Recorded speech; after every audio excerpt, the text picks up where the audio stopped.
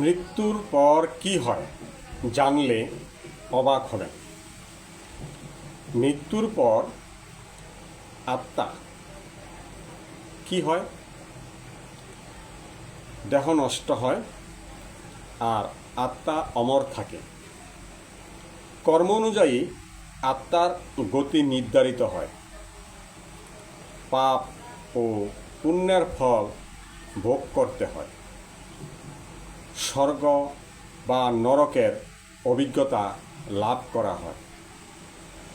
আত্মা পুনর্জন্ম নিতে পারে, কিন্তু শরীর বা দেহ পুনর্জন্ম নিতে পারে না। অশান্ত আত্মা মুক্তি পায় না। সঠিক সৎকার আত্মাকে শান্তি দেয়। হরে কৃষ্ণ।